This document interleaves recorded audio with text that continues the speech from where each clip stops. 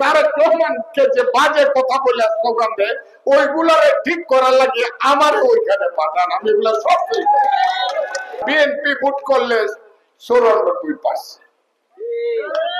Vote করে দেয়, vote করে না, এখন বলে না ভোট চাই না, কোন ভোট চাই ভোটেই না।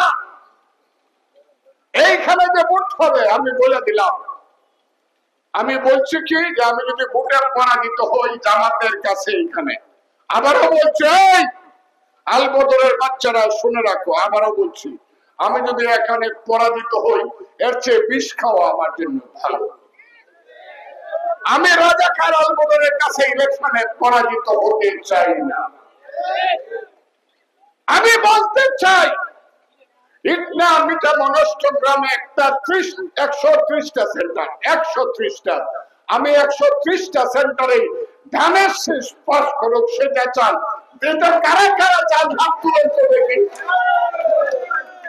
একটা সেন্টারেও আমরা যাতে ফেল না করি, ভোটে জুড়ে না, ভোটে পাস করতে চাই। এবং এই এলাকায় আমি বেশি দিন থাকতে চাই না। ভোটে আমাদের নেতা তারেক রহমান সাহেব এইখান থেকে আহ্বান আমি জানাচ্ছি, বাংলাদেশে যখন ইলেকশন শুরু হবে যেই সব জামাতের বড় বড় লোকেরা বড় বড় কথা বলে, বিএনপি কে গালাগালি করে, আমাদের শহীদ প্রেসিডেন্ট জিয়াউর রহমানকে গালাগালি করে, দেশ নেত্রী বেগম খালেদা জিয়াকে অসম্মান করে, আপনি তারেক রহমানকে যে বাজে কথা বলে স্লোগান দেয় ওইগুলারে ঠিক করার লাগে আমার ওইখানে পাঠান, আমি এগুলো সব ঠিক। আমি দাবি করছি দলের কাছে আমাকে পাঠান। কারে কারে চেহারা গুলা খুললে দেখাইতে হবে, এইগুলো হলো কুৎসিত চেহারার মানুষ, ইসলাম ধর্মের নামে এরা ব্যবসা করে। যারা শহীদ জিয়াকে মুক্তিযোদ্ধা বলতে চান না, যারা মুক্তিযুদ্ধকে বিশ্বাস করেন না, যারা ৭১ সনে মায়ের সন্তান বাপের সামনে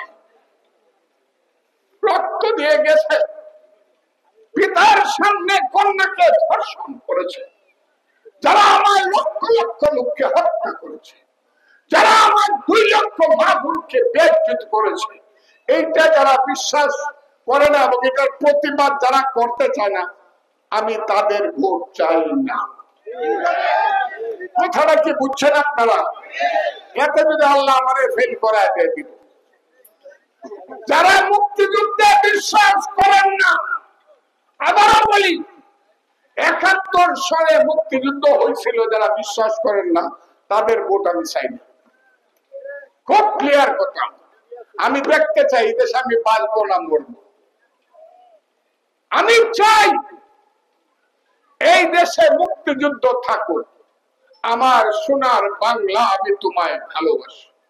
আমি চাই এই দেশে মহান ইসলাম থাকুক, যে ইসলামের মূল কথা হলো আল্লাহ, আল্লাহর রাসূল, আল্লাহর কোরআন। কথাটা ঠিক না বেঠিক?